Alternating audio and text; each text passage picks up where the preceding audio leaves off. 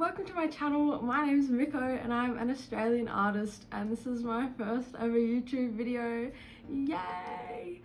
I sell my art at markets and conventions and I have an online store and I take commissions. I've been drawing for pretty much my whole life, but I only started posting in early 2023 and I did my first market in late 2023. I also completely outsource all of my prints and stickers and everything. I don't even own a printer, so I've done this very bare bones. I started way before I was ready to. My first market I had I think 4 prints and 4 stickers and maybe some tote bags, and that was it. And to be honest, I didn't do very well, but it got the ball rolling so that I could do everything. And now most of my markets are pretty successful for the most part. I think it's a great idea to start with local art markets instead of conventions, because markets, they're a lot cheaper to get into, and even though you probably won't make as much money, there's less risk there, which I think is very important, because especially now, convention like artist alley tables can be well over $500, and you know, I think it's probably a lot easier to lose like $50 than to lose $500.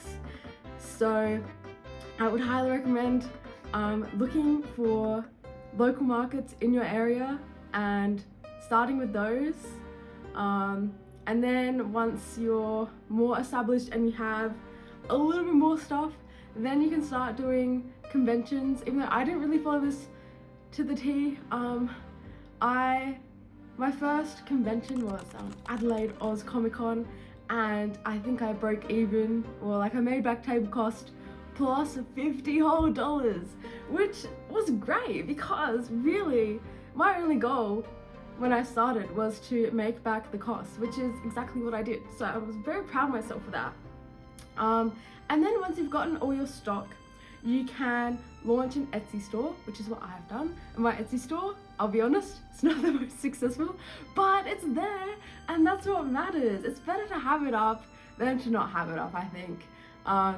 You know, as long as you're making the steps, even if they're not the most successful, you know, it's still better to have it up and to have a few sales than to not have it up and then you're guaranteed to get 0 sales, because you never know, maybe you'll do really well on Etsy or on your own storefront, which I would like to get into eventually, but as I said, my Etsy isn't the most successful, so starting or running an actual separate store is too expensive for me at the moment, but that's the goal eventually. But yeah, I started my Instagram account. I post mainly on Instagram, and I think when I did my first market I had around 300 followers, and now I have 800 followers, which is a lot, but there's also like a lot of people out there who have, you know, hundreds of thousands of followers and they still think that they're like not ready to do markets and whatnot. But I think that markets and conventions are a great place to start, because really you don't need an audience at all. Because what are the chances that most of your following will be like in your city? Probably not super high. So you'll be able to find real people in real life, and you can even get more followers that way. It's pretty great. You meet amazing people and you don't need an audience, because you know, people they go to these events and they just browse and then hopefully they'll buy from you as well. So I think it's a great place to start. You really don't need any audience at all. You don't need any social media at all, really. I'm sure it would help, but you know, it's not necessary at all. But yeah, as long as you have like a small but like, you know, a dedicated audience, or you have some friends maybe that want to help you out, then I'm sure you can get like a few commissions and a few sales on your store, especially on Etsy. Like random people will find you on Etsy. I've had my store for I think 2 years and I have just shy of 40 sales, and I never post about my store. Starting is always going to be the hardest part, and then, you know, usually once you do it once, it feels a lot less scary. My first market wasn't even really an art market. It was like it's called Fashion Thrift Society. It's like a fashion thrift and like small business market.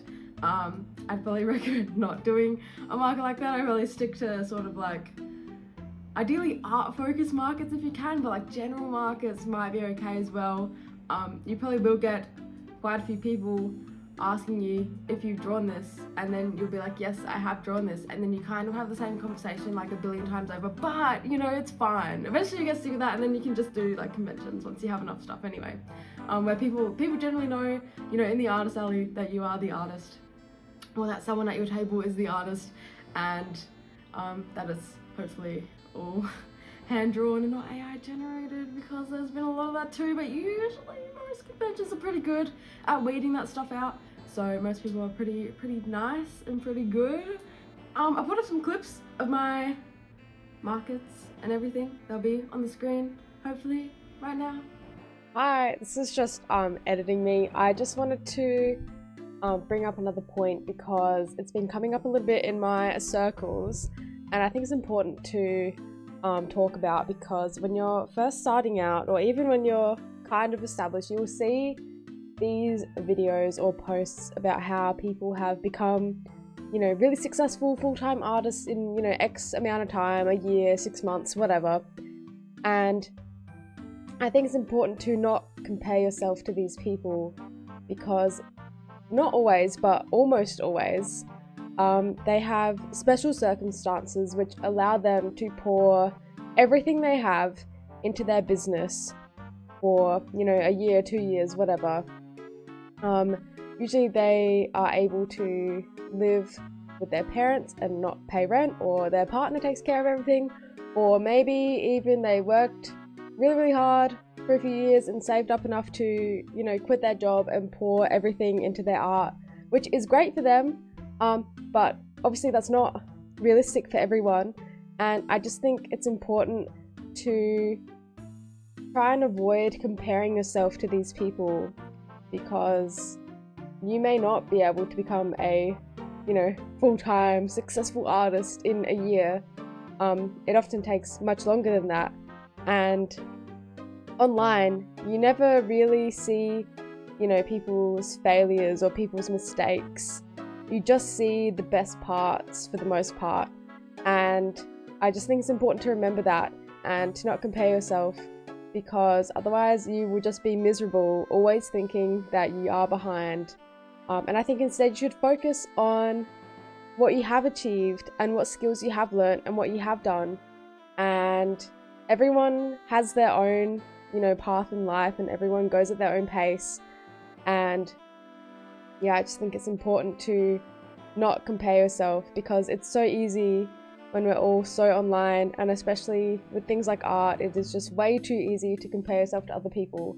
So I think it's just important to focus on what you have achieved and, you know, your goals and your plans, and try and block out other people and just focus on what you've done and what you will do. Yeah, I mostly post on Instagram and also Blue Sky. I'm getting more into Blue Sky. But I also stream on Twitch a few times a week, so if you want to check that out. I mostly do gaming, but I want to do some art streams as well. So, you know, but if you're interested, if you think I'm cool, you can come and check me out. We can hang out there, only if you want to, you know, you don't have to. Thank you so much for watching. I really appreciate it. And, you know, check out all my socials and my Twitch and my Discord 7, my store and my commissions. And, you know, everything, you know, only if you want to, of course.